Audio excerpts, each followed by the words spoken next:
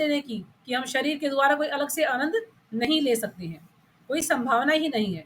संपूर्ण श्रीमद् भगवद गीता में स्थूल शारीरिक स्तर पर भौतिक आनंद के भोग को निरुत्साहित किया गया है।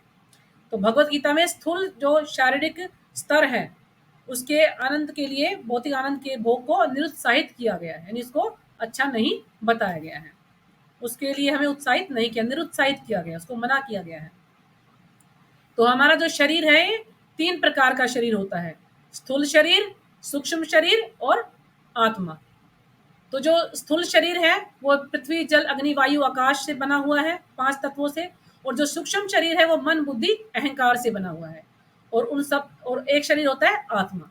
तो इस प्रकार से 3 जो है ये होते हैं। जब इंसान की मृत्यु होती है तो स्थूल जो शरीर है वो यहीं पर रह जाता है, उसको जला दिया जाता है, लेकिन जो सूक्ष्म शरीर है वो आत्मा के साथ जो है वो चला जाता है अपनी यात्रा पर। अगर भगवान का भक्त है तो भगवान के धाम जाता है, नहीं तो फिर उसको जैसा उसके कर्म है उसके अनुसार उसे यातनाएं मिलती हैं।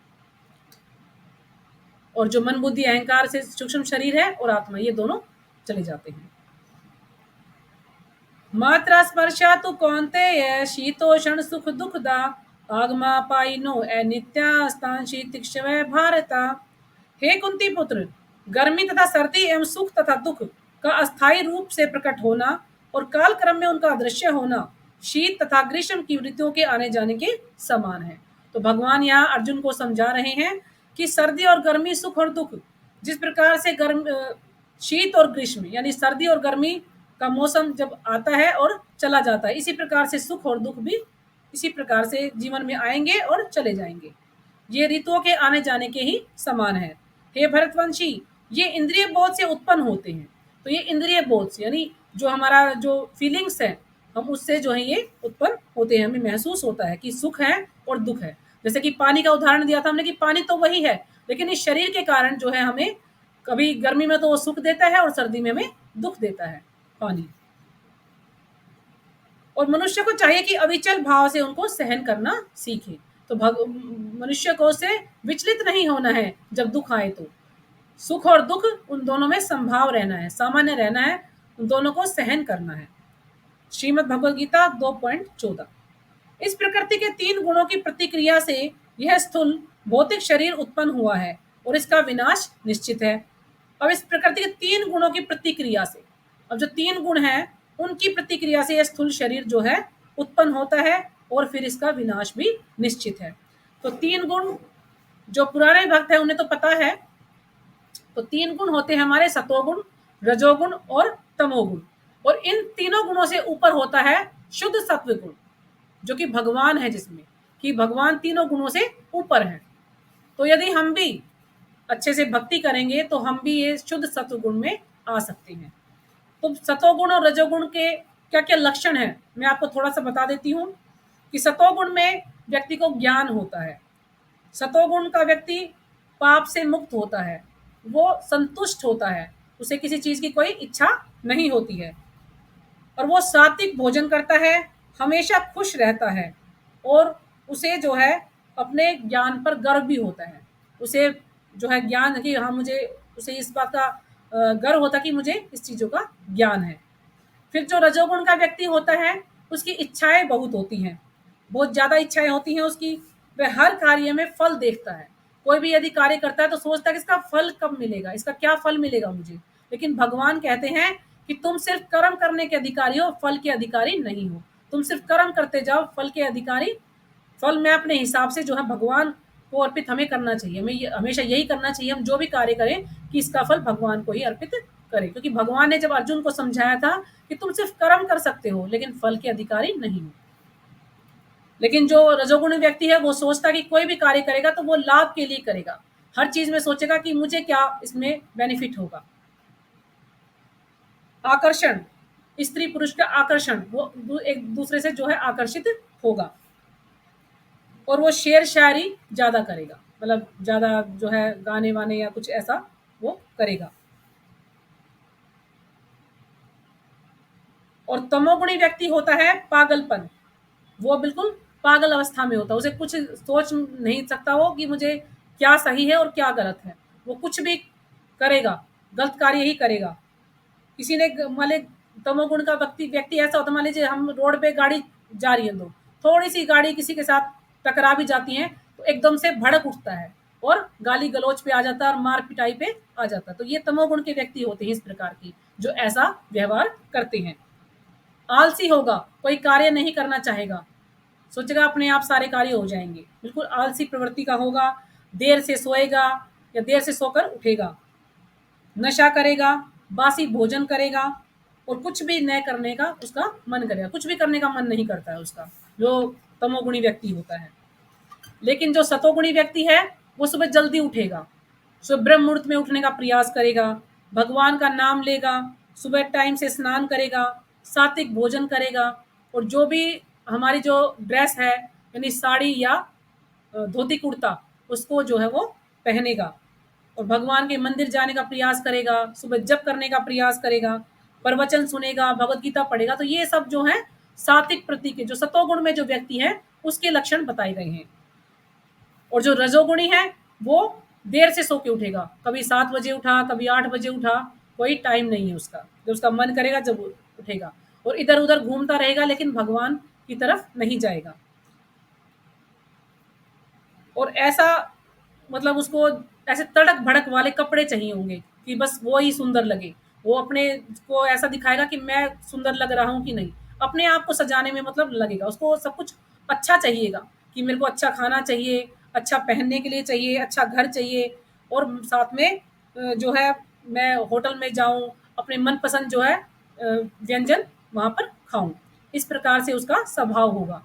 और जो तमोगुणी व्यक्ति होगा वो रात को जगेगा, जैसे कि आजकल हम देख रहे हैं कि आजकल की जो जनरेशन है वो देर से जगती है और सुबह देर से ही उठती है, क्योंकि रात को 2 बजे सोएंगे और सुबह देर से ही उठेंगे और रात को बाहर निकलेंगे, सोचेंगे रात तो घूमने के लिए है, सोने के लिए नहीं है, क्लब में जाएंगे, मूवीज देखने जाएंगे, इस प्रकार का उनका स्वभाव होगा।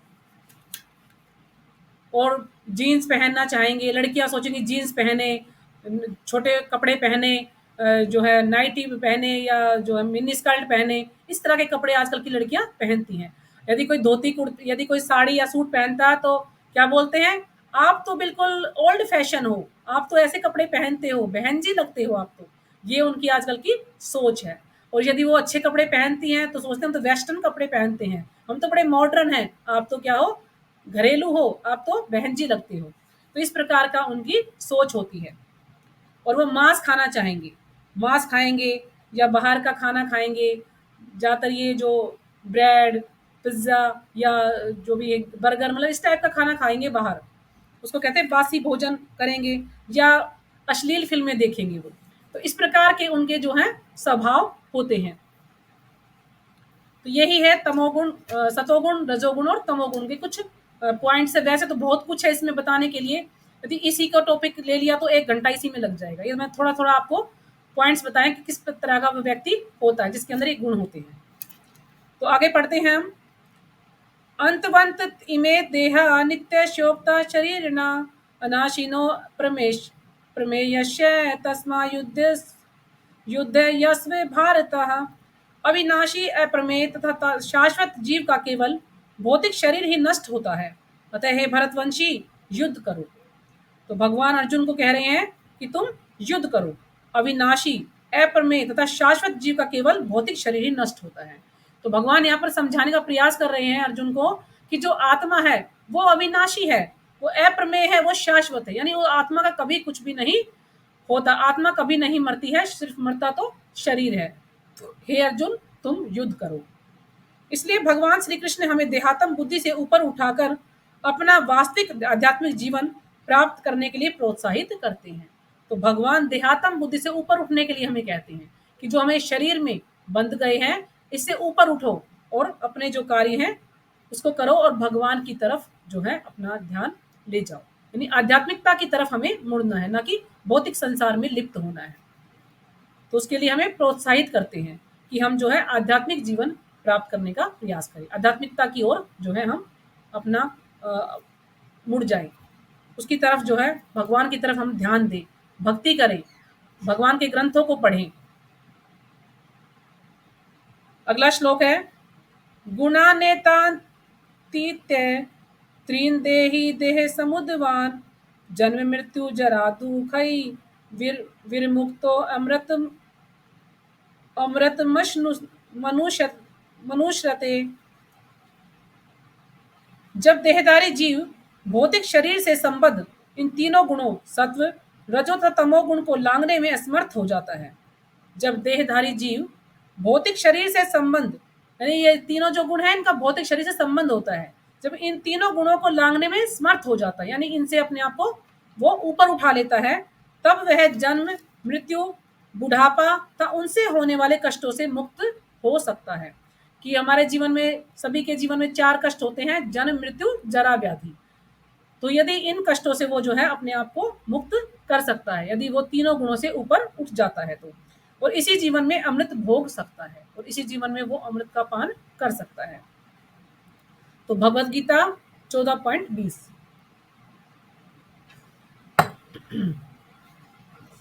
हमें अपने आप को तीनों गुणों से ऊपर शुद्ध ब्रह्मभूत आध्यात्मिक स्तर में स्थित करने के लिए कृष्ण भावनामृत की विधि स्वीकार करनी होगी।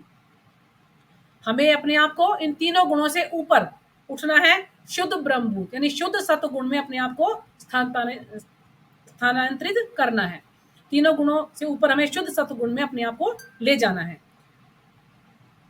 और हमें कृष्ण भावनामृत की विधि को स्वीकार करना है। श्री चैतन्य महाप्रभु का उपहार यह महामंत्र हरे कृष्ण कृष्ण कृष्ण हरे हरे हरे राम राम राम हरे हरे का कीर्तन इस विधि को सुगम बना देता है। यदि जो चैतन्य महाप्रभु ने हमें विधि बताई है, ये महामंत्र, इस महामंत्र को यदि हम अपनाते हैं तो ये कीर्तन जो है हमारी विधि को सुगम बना देता है, हमारा जीवन को अच्छा बना देता है। यदि हम इस मंत्र को अपनाते हैं और इसका जाप करते हैं तो हमारा जीवन बदल सकता है। यह विधि भक्ति योग या मंत्र योग कहलाती है और सर्वश्रेष्ठ योगी इस विधि का उपयोग करते हैं। तो जो यह विधि है, हरे कृष्णा मंत्र की जो विधि है, यह भक्ति योग या मंत्र योग भी इसको कह सकते हैं, क्योंकि जो सर्वश्रेष्ठ योगी हैं वो इस विधि का उपयोग करते हैं। आध्यात्मवादी किस प्रकार जन्म मृत्यु से परे, भौतिक शरीर से परे अपनी पहचान का अनुभव करते हैं और अपने आप को इस भौतिक ब्रह्मांड से आध्यात्मिक लोकों में स्थानांतरित करते हैं, वह अगले प्रकरणों का विषय है। तो जब हम अगला चैप्टर पढ़ेंगे तो उसमें बताया जाएगा ब्रह्मांड में, कि ब्रह्मांड से आध्यात्मिक लोकों में स्थानांतरित करने का जो सफर है, हम कैसे जो है आध्यात्मिक लोकों तक जा सकते हैं। तो ये हमारा चैप्टर जो यहीं पर समाप्त हुआ। तो अभी आपको यदि कुछ समझ ना आया हो तो आप पूछ सकते हैं, किसी का कोई क्वेश्चन है तो पूछ सकते हैं, नहीं तो फिर हम यहीं पे विराम करेंगे।